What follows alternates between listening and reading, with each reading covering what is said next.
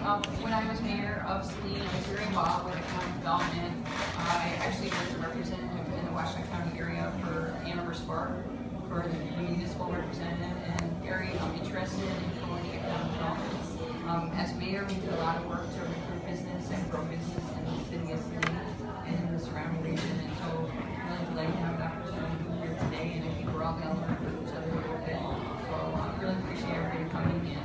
See if we have any questions also from the audience. But I know Bob and I are talking a little bit. We learn from each other, and this is a great opportunity to do so, and also share any kind of feedback anybody in the Jackson community has. So appreciate you all coming out today and to talk about this very important issue of economic development of the small businesses. My dad was an inventor, so we're going to have to talk after. All right, so the first question, how can government and business best work together to bring jobs to Jackson? My feeling is that in the city of Jackson, the management of the city does not encourage people to start up,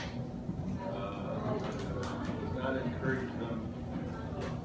I always thought that the civil servant was one to help people, and I found many instances where the inspection department doesn't help people, they hinder them.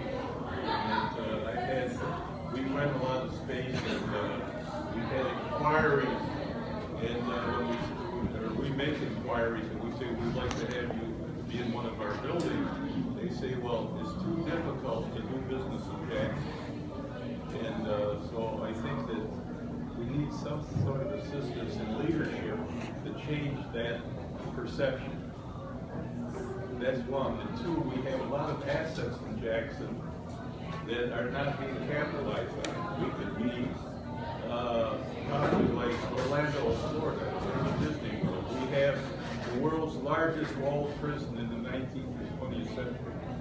No one pays any attention to that. We have Louise Neville, which is she's known as the outstanding sculptress of the 20th century.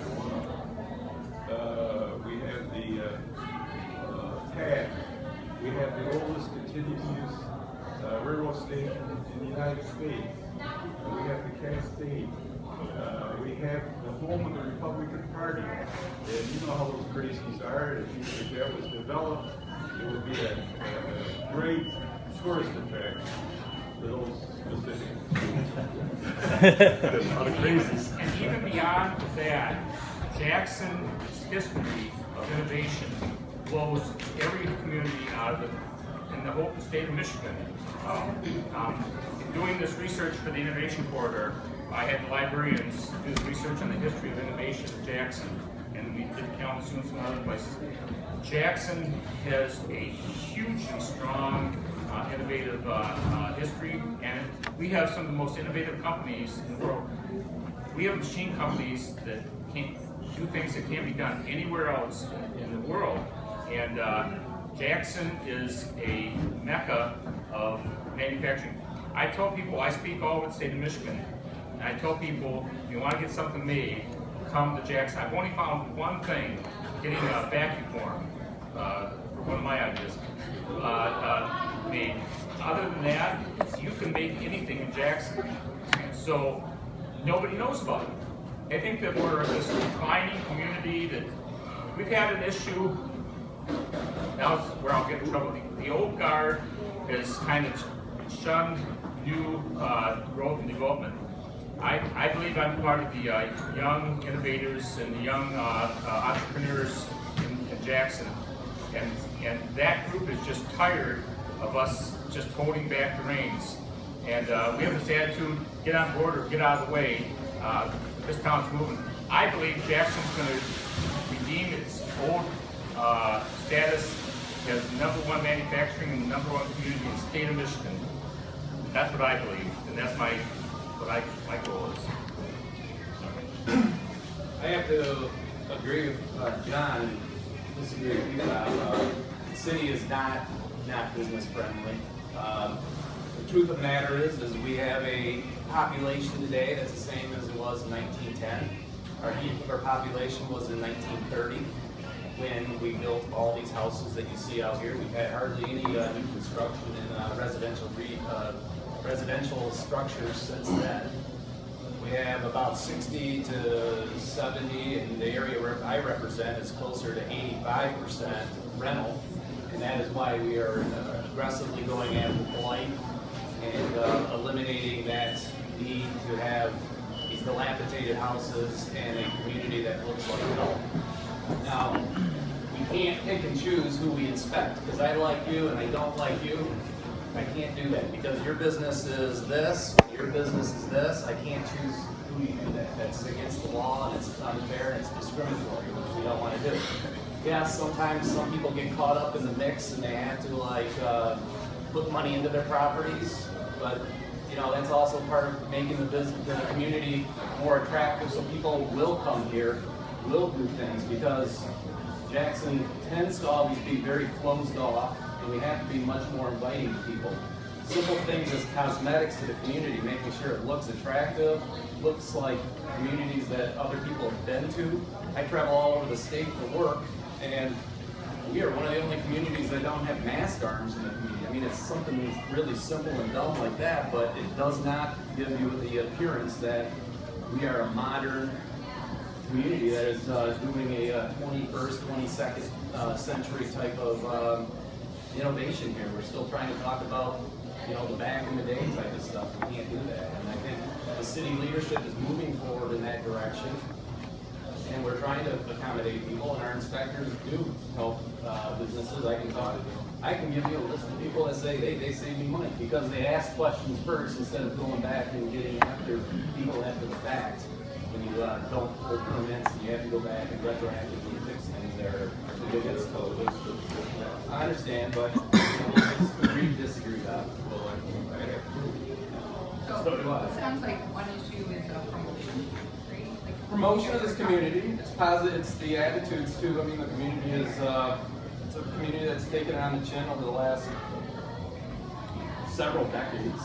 And as a result, I think we have a lot of negative perceptions on ourselves because we've kind of been the bridesmaid to a lot of successful things over the course of time. But as you know, we're starting to make those small plays into like making our community attractive, population's up. We're starting to see a lot of businesses that are interested in coming here because of our innovation and our ability and our location close to the universities in the 94 corridor.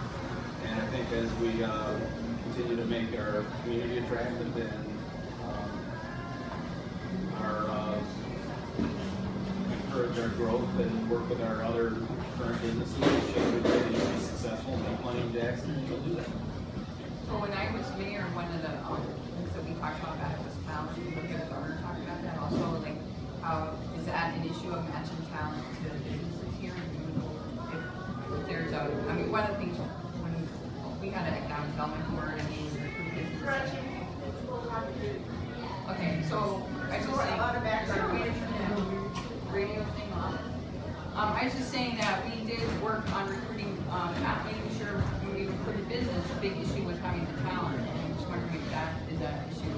I know when the question was how can business and government work together, and I think that might be a way to partner, you know, with the government trying to help and support, you know, the talent initiative and seeing if there's certain areas Well, we definitely weaknesses or, you know, job training, or we would visit businesses, and if there was a business that needed training, work with a community college. I mean, just so a lot of the government role is, in my mind, when I was doing it, and also as a legislator, actually in Congress last year, providing opportunities to facilitate information, possibly investment, you know, those are some things. So we did mile legislation last year, which is a form of crowdfunding. You're probably familiar with that, sounds like. So, I mean, just finding ways for government to provide tools for businesses to be successful, and part of that is having the community be successful. So, what are those things that here in Jackson are barriers? It sounds like maybe promotion. So that's what I'm kind of hearing is you got a lot of really great stuff going on, but not really a lot of awareness. Promotion. I will say that the current administration has the right heart in Jackson, but there are some still, I'm aware of some things that need to be improved.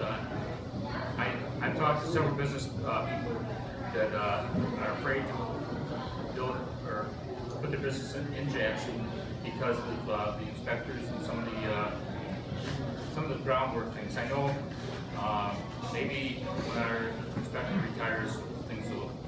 I've been having even a challenge with our current inspector project, but it takes time.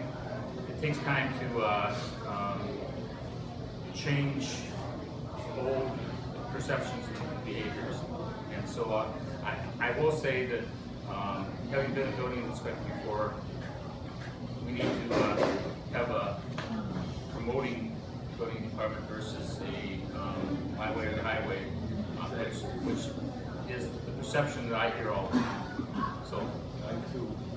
Well, okay, so moving a little bit from the local perspective, what is the federal government doing that is helping or hurting businesses? Well, what are they doing for it? I don't know what they're doing for it. If you can tell me that, maybe I'll have an idea. I guess that's the question. Are there things that we could be doing?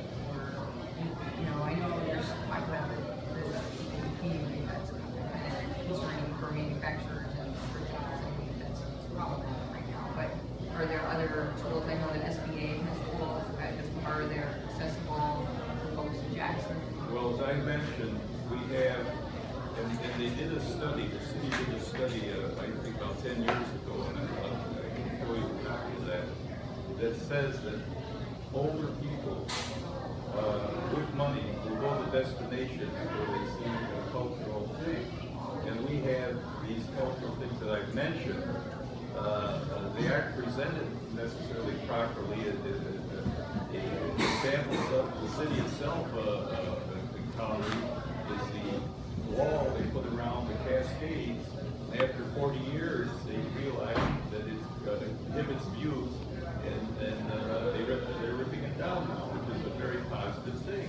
Now, if you look at the Nevelson, if you look at the Laredo Taft, these things are not presented in a way that people who have knowledge and are the ones that go to destinations would appreciate that. They would be ashamed or embarrassed.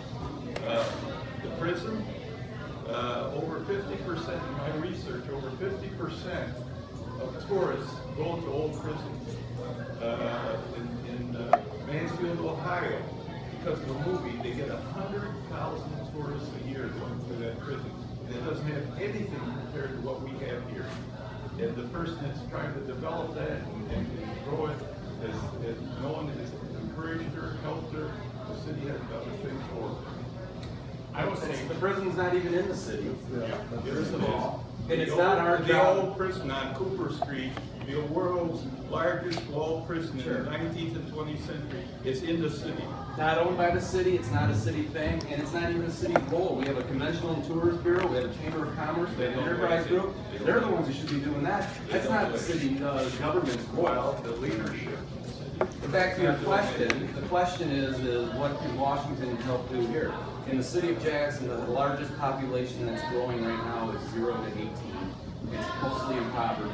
We need to help increase our educational level because we're only having a high school graduation rate of about 70%, which in a college graduation rate of just about 10%. We get a lot of lost people leaving once they go to universities and never coming back. We got to get people coming in. And the companies that are here that are attracting that young talent, the millennial group, we're not getting those people to live in Jackson. They're driving from Lansing, Ann Arbor, Kalamazoo every day to our jobs at Eaton, Consumers, Mackey, or wherever. And then at the end of the day, they go back because they don't have anything in their community to do. And so we have to try to get I believe that we need to get more of the educational perspective to get people into Jackson so that the opportunities are there so that they can find jobs, because we're hiring, the community's hiring, payroll taxes up this past year, and that shows that people are either making money or bringing on new payroll. We just got to get those people to live in the community so that we can grow the community for the cultural things that we talk about. We lost our SPTDC person, Jackson. Actually, we don't have any person who's handling us out of this land is prepared too, so I don't even know who the person is. But they had an office in Jackson. Lost that. I'm not aware of a small SBA person very close. Seems like they all come out of Detroit. In fact, Jackson is 25 minutes from Lansing and 35 minutes from Ann Arbor. It's perfect, and about 45 minutes from Battle Creek. It's a perfect location to catch Hillsville, Battle Creek, Lansing, Ann Arbor for business growth and development. Great things. Excuse me. I was never a Wahlberg person in the beginning. I'm an independent, by the way. I'm not a Democrat or a Republican, and I've never seen a whole heck of a lot.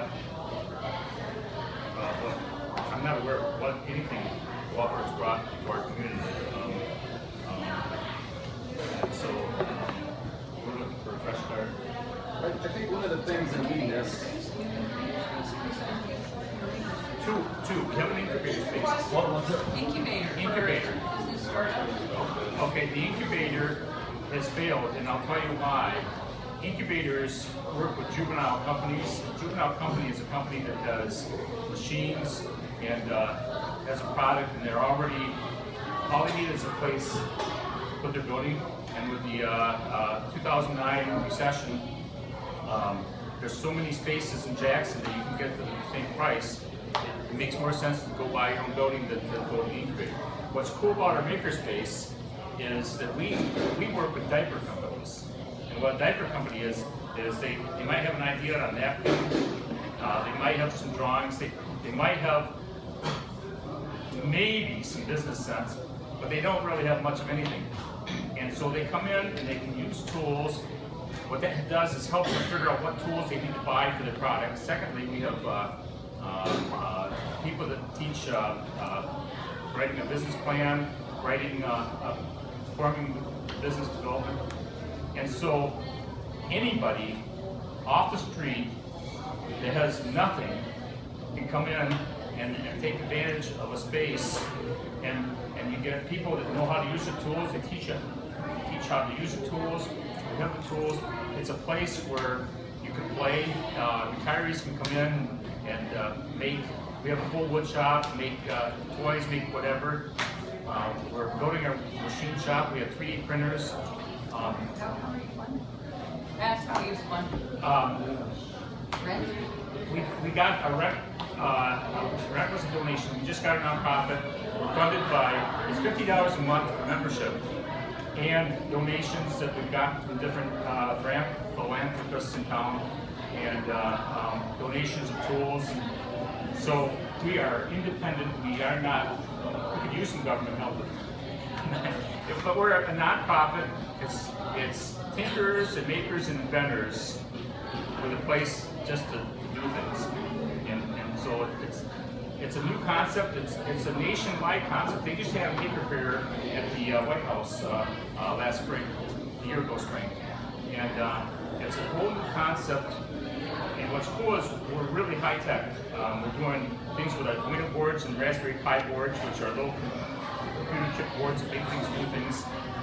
With classes, we're working with STEM programs. We've got one STEM person on board. We're talking to somebody else with the concept. We're not there yet. We're being a STEM hub for all the schools in Jackson County. Well, on my board, I have the head of the entrepreneurial department for JC on my embedded board. We're kind of fill the cracks, kind of, we're not totally education, but we do teach. We're not degree, there aren't any certificates or degrees or anything, it's just learn from other people that know how to do things. Business, I was asking, there's a business that came out that was, ongoing business. We just opened in October, and And out of our inventor group, we've had almost 20 products come out of the inventor group. We have the Albert Kahn building. It's the former Clark equipment plant. It was built in the 80s. The EG group has done nothing for us. In fact, they have told some people that our building isn't any good because it only has 16-foot ceiling height. But yet we've on our own gotten 3 new businesses to come in because our rent is very competitive and the space is very good. But we get no government help. This is EG's town government. And it's counterproductive. There's empty space in Jackson, and very reasonable space, and it's not being marketed, it's not being by the community. One of the things we lack, I think, in Jackson is we're very large, but we're not large enough. And we are very close, but not close enough to our partners in Ann Arbor and Lansing. So we are loosely affiliated with the Spark group. We also work with Cedar Vita or whatever it is up in Lansing. And then, you know, I know that Battle Creek has a big trade zone because they got the federal bases there. And we just kind of don't have any real niche in the Jackson area for no fault of anybody. It's just kind of we're kind of just there, it's geographic kind of. We're not close, but not far enough away. I question that because it's like our chamber and its affiliate. The person that's running the tours for the old prison in the city of Jackson goes to conventions of tourist companies, and no one from Jackson goes to them. And this woman went to one at what's the logo for Michigan? Pure Michigan. To a convention in Mackinac Island, and there was no one from Jackson. And when they heard Ann Arbor, the people of Ann Arbor, the people of Lansing heard about the old prison, the old prisons in the city of Jackson, they were very excited because that could be the regional attraction. I give you the studies that I've done. A regional attraction that would draw people in, draw commerce in, draw money in, but there would get no support from the city or the I'll have to support some. I speak in Ann Arbor all the time, and I'm a troublemaker over there. And I'll tell you that Ann Arbor perceives Jackson as the prison town. There are more people from Ann Arbor that know about the prison museum than people in Jackson. And when they say they had to go to New Jersey to get something manufactured, I say, well, why didn't you look at Jackson? They said, who, where?